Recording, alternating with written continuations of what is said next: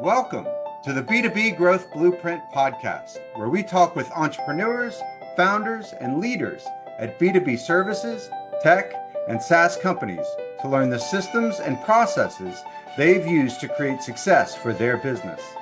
We'll also learn from marketing and sales experts to provide insights to help you grow your business. I'm your host, Mark Osborne, and the podcast is brought to you by Modern Revenue Strategies and their 10x ROI B2B growth guarantee. Schedule a free diagnostic call to learn the fastest path to double your B2B revenues in just 90 days. Welcome to another episode of the B2B Growth Blueprint podcast. I'm your host, Mark Osborne, and today I'm very excited to welcome my guest, Tony Ulwick. And I'm going to read Tony's bio to make sure I get this right. He is the founder and CEO of Strategyn, and a trailblazer in the fields of outcome-driven innovation and the jobs to be done framework. Now, we're going to talk about both of those for those of you who are less familiar, and for those of you that already know them, you probably already know of Tony's work, so I'm excited to dive in there. Tony's pioneering work has transformed the way companies approach product development and marketing by focusing on the underlying customer jobs and desired outcomes that drive purchasing decisions. His innovative methodologies have empowered organizations around the globe to unlock breakthrough growth and create products that truly resonate with their customers. So, Tony, welcome to the show. Thanks so much, Mark. I certainly appreciate it. Yeah, I'm super excited about this conversation. These are a lot of topics that I'm really passionate about, and I've seen what an impact they make on organizations. But before we jump into some of these specific topics, why don't you tell us a little more about your story? How did you get to where you are today? Yeah, well, it's a good story. It starts back in 1984, 85 timeframe when I was working at IBM early in my career. And I had a mechanical engineering degree background, master's in business. I was working on the manufacturing line, setting up the systems for production for the PC Junior product.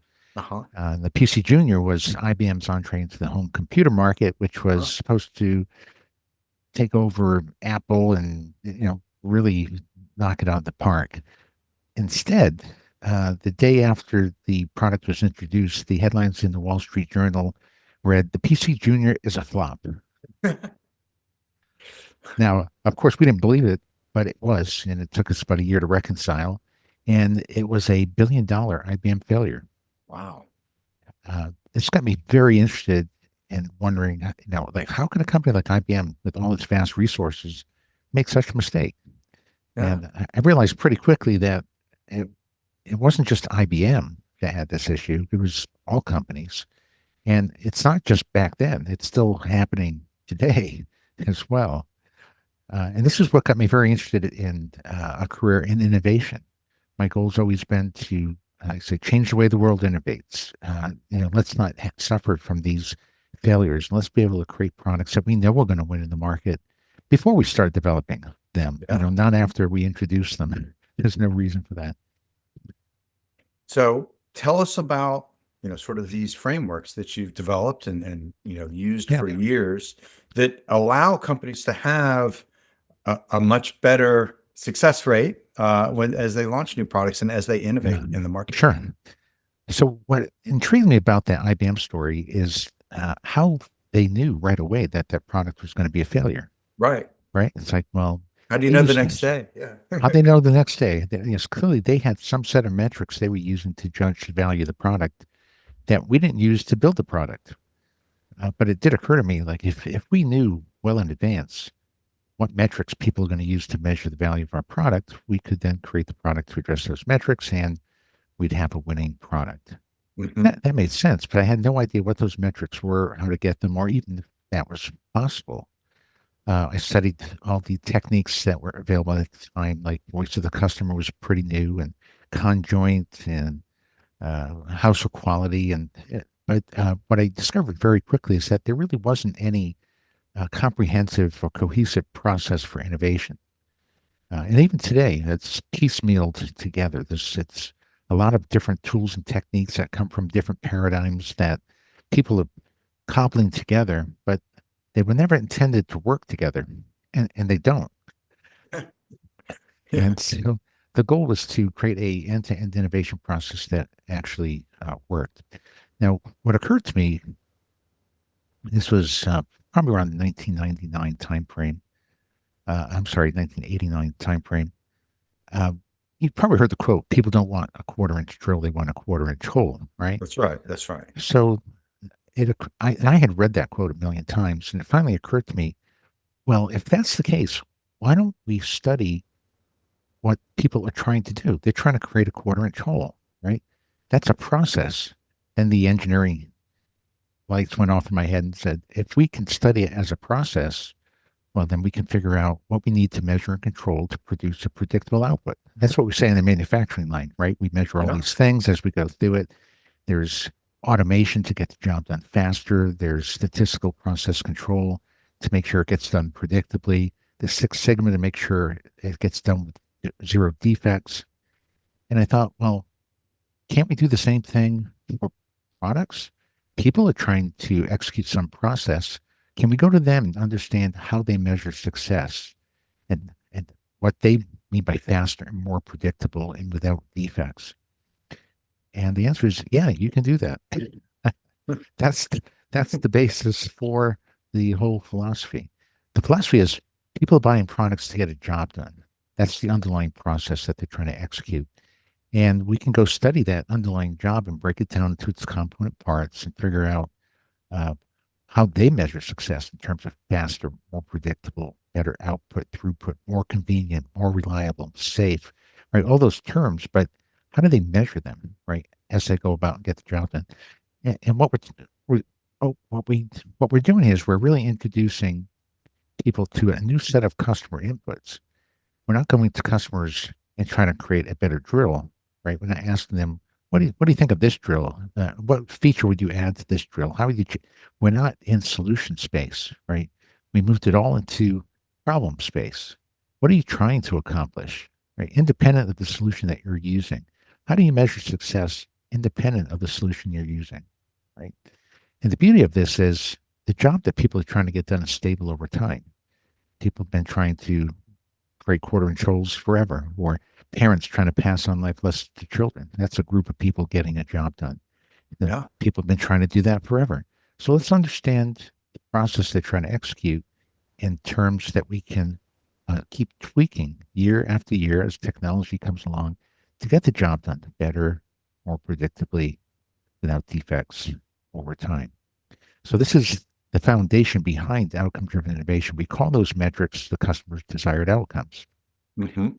And once we have that complete set of outcomes, which often total 100 or more related to any given job, we know what better means, right? And then we can use quantitative research to pinpoint exactly where in the job people are struggling to achieve the results that they want to achieve. That helps us identify the unmet needs, if you will. Yeah. And this gives us focus so that we know where the biggest unmet needs are in the market. And by knowing that upfront, the chances of success go up dramatically. So the way I like saying this is, what are the chances of you randomly coming up with a solution that's going to address the top 15 unmet needs in the market if you don't know what they are? Right. And it's pretty slim. Right. But what if your product team knew the top 15 unmet needs in the market and they agreed on them, right? And they could understand them and form ideas around them. What are the chances of success then? Well, it turns out it's about 86%. That's our success rate using the approach. And it's simply because now you know the problem and now you're just trying to solve a known issue. And the reason I use that number 15 as well is that products that win in the market have to get the job done significantly better than competing solutions. Like you can't enter a market and get the job done 1% better, 2% better. You can ask yourself that too. Would you switch from your favorite brand to get the job done 1 or 2% better, 5%, 10%? We find the threshold to be in that 15 to 20% range.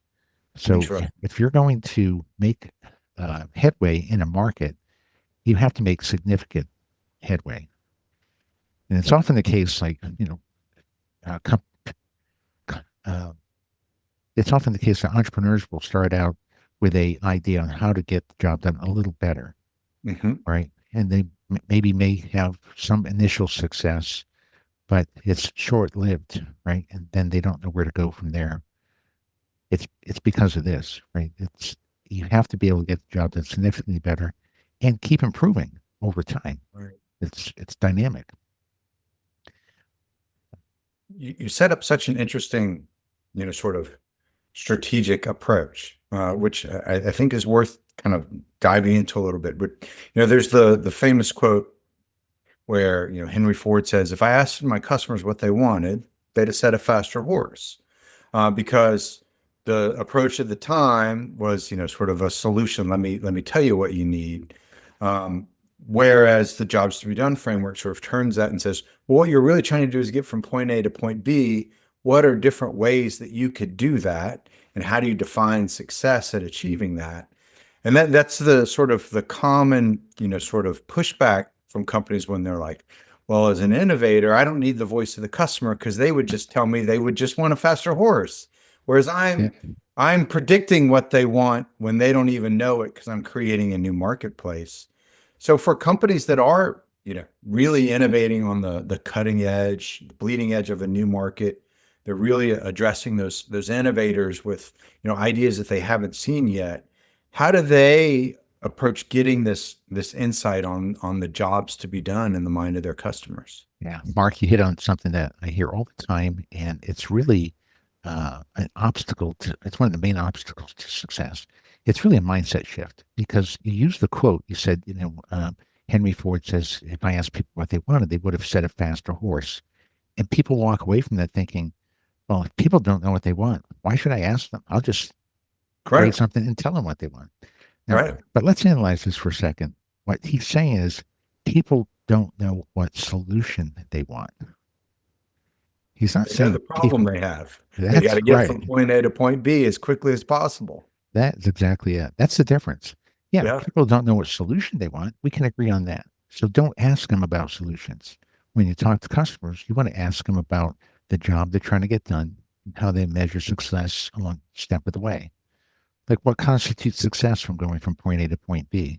Right. Well, the overall time it takes to get there, you know, minimizing the likelihood of a breakdown or an accident, Failure. a Yeah. failure, minimize the likelihood of getting abducted or robbed or put in Right. danger, right? Back in the Wild West days, Sure. right? And you may hear some of that today too. But you could go through that list and say that there are measurable outcomes that people are trying to achieve.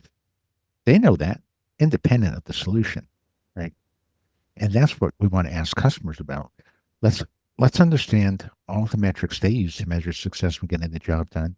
Evaluate how well the horse gets that job done. Look at other technologies and see if they can satisfy those needs to a greater degree. Yeah. And when you find a technology that can get the job done significantly better, it's worthy of investment and pursuit in that market. So you talked earlier about, sort of the idea of conjoint analysis, which for our audience that isn't as familiar, it's a very data-driven analysis and uses a lot of analytics. And I know that a lot of the sort of innovation practices around the world will rely a lot on sort of data inputs and fairly large data sets in order to have statistically significant sample sizes that represents all the different options so that you can, build a model that then, sort of guides that. But a lot of entrepreneurs that, might be listening saying, I don't have a multi-million dollar market research budget to go ask 1,000 of my potential customers about the jobs that they're trying to get done. I rely on more either my empathy to understand them and what they're trying to do, or maybe some, more anecdotal inputs. How can companies that, are in, a faster moving space that maybe don't have the resources that they would love to have for this type of research, how can they start to take this mindset, as you talked about it, the importance of it being a mindset shift, and operationalize that in their business, even without these giant data sets? Well, the data sets that you need to make these the right decisions aren't that large. I'll start there. Yeah. Um, the data sets that companies are using, and you mentioned conjoint as well. Um, Conjoint ask people to make trade-offs amongst features at Right. different price points, and you're trying to configure a product. It's all in solution space. Yeah. And many research techniques that companies use are designed to help evaluate concepts. So if you're using forced choice or paired comparisons, Right. that kind of Would technique, you rather it have A versus have B? Like, right, you're asking them to make trade-offs in solution space. That's not what we should be doing here. Let's step back and think, what are we trying to accomplish? We're trying to figure out, well, what market are we going after? Right? Parents trying to pass on life lessons to children or creating a quarter-inch hole. And then what are the outcomes? How do people measure success when getting the job done? Then we want to know, of all those 100 or more, which ones are unmet and to what degree? Where should we be focusing?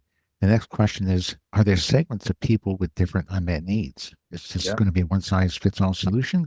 Or do we need different solutions and different strategies for different segments of the market? And the answer is, yeah, you probably do. Right. So we need enough information to make make those insights possible. So how does that happen? Um, there's so many methodologies or there's so many tool sets out there today that allow you to run surveys that are very quick and inexpensive. Yeah. Uh, we have techniques where you can get 80, 90, 150, 600 responses in a very short period of time, fairly inexpensively. So it may take a week, 2 weeks to collect data in the field. That's really not the issue. It's more the mindset. What's in that survey, right? Most people don't put together surveys that are asking people to say, how important is it that you minimize the likelihood of this bad thing happening when you're getting the job done, or minimize the time it takes to complete this part of the job, right?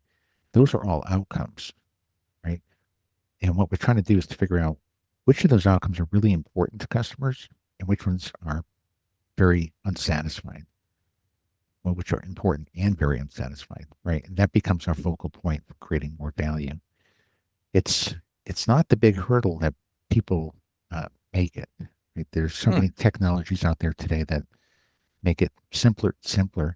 People attempting to use AI as a substitute or replacement for trying to quantify it to get some smart insights. That becomes a bit risky. So I'm not recommending you do that. It's fun playing with it. We play with it all the time to see what happens. Yeah. But it doesn't beat a good detailed analysis. So for the CEO that's listening to this today, it's like, this makes sense. I have been approaching this more from the solution side of things instead of the sort of problem, the jobs to be done. What's a takeaway? What's something they could do, today, to start to, bring in this mindset into their operations and their business? Would you point them towards, find some of these ways of getting some of these data sets and then build the analytical capabilities to analyze that data? Or what else would be your, sort of top recommendations on how to start to think this way from an innovation perspective? So there's a few things. The very first thing is to define what markets are you serving when you look at it through this lens. There's groups of people trying to get a job done. Who are the groups of people you're serving and what is the job they're trying to get done? We've worked with many companies that say, we're in dozens of markets, maybe 100 markets. We have so many customers. Sure. But in reality, they're in maybe 10 markets. And they confuse what a market is. We say a market's a group of people getting a job done. In each market, there's also a buyer, especially in B2B. The buyer is not the job executor, right? The Right. buyer is making the decision based on some financial inputs. And then you have people that have to support products, maybe initiate service, upgrade, maintain, so on. Those are what we call consumption chain jobs. Those are part of every market. But it doesn't mean we don't use those to define the market. There may be only a handful of job executors that you're focused on getting a handful of jobs done. right? So you can dramatically simplify your view of what a market is and who your customers are. It has a great effect just by knowing that, hey, we're serving parents trying to pass on life lessons to children. Um, it's okay. I thought we were in the kids books market, right? Right. But no, we're trying to get some job done. And there's metrics that parents are using to measure success along each step of the way. If they can just identify that, and maybe they have multiple products that are aimed at getting the same job done. Yeah.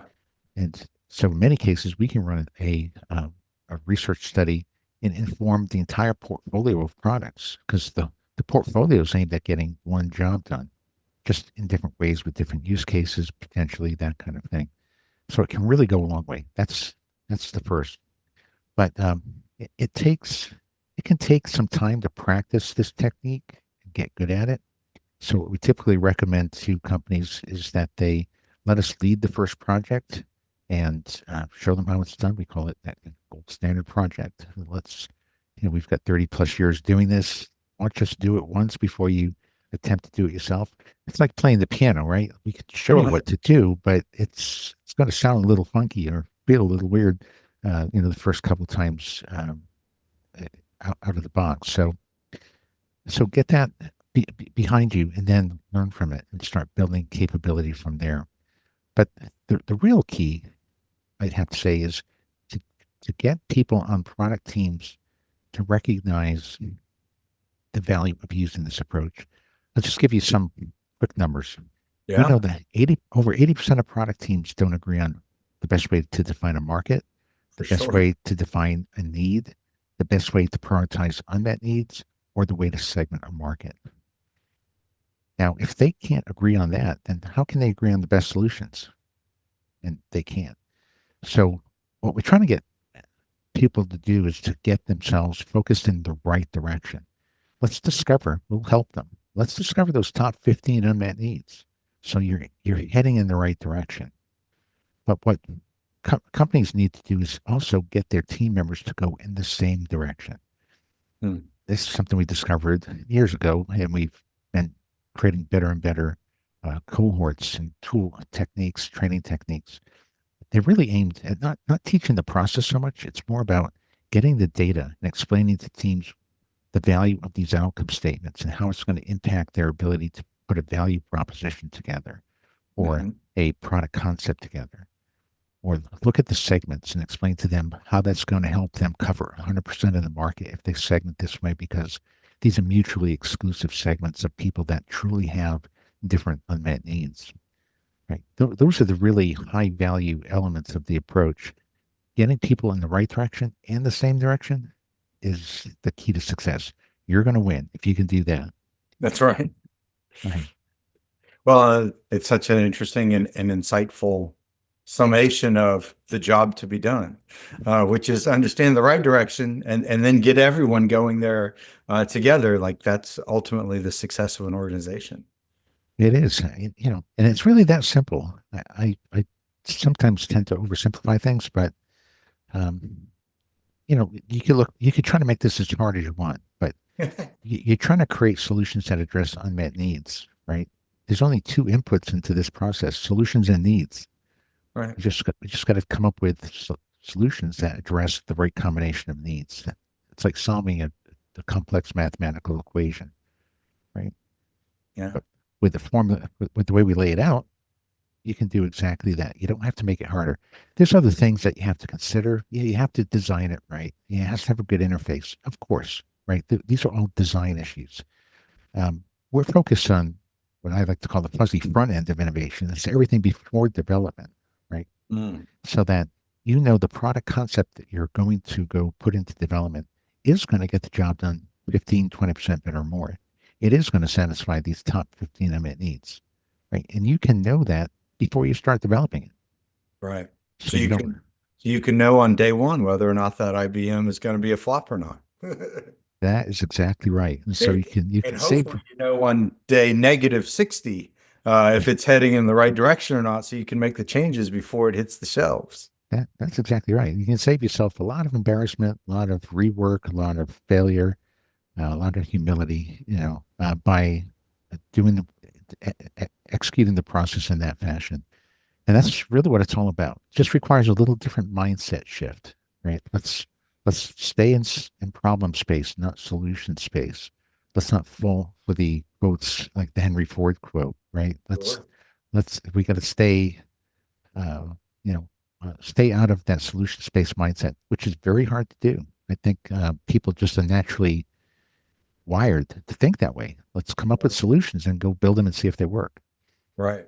Um, Well, and it also kind of comes back to that idea of really empathizing with your customer through the lens of what are they trying to get done, and really understanding that instead of what are they looking for in a solution. It's instead what outcome are they trying to get.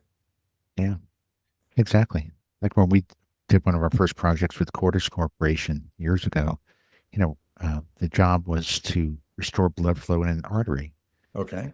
The market it's just traditionally called an angioplasty balloon market. Right. When with the angioplasty balloon and blow it up, it presses the plaque up against the outer edges, opens up the um, pathway so blood can start flowing again. And you know, they were they were down to the last cards, right? They had less than 1% market share, and they needed to make a big impact. And we used this approach with them, and we found the outcomes. It's not create a better distal uh, point on on the balloon. It's more like we want to minimize the likelihood of entering a side vessel and twisting through a tortuous path. Like very specific outcomes that describe what they're trying to do and what they're trying to avoid. They know this, right? They've done this hundreds of times. And they were able to communicate that. We were able to quantify that. And they were able to build a solution that got the job done significantly better. And they came out with 19 new products in that line, all of which became number one and two, gained over Wow. 20% market share. Right. That was Quite. that was the first project I worked on outside of IBM, and that gave me great confidence that we're heading in the right direction. We've had Yeah, many successes since that time. I would imagine. And imagine how many lives saved from that technology being in the marketplace. Yeah, yeah, I really enjoyed working in the medical space. About a third of our clients are in the medical space, and I think they like working with us because they have to get it right.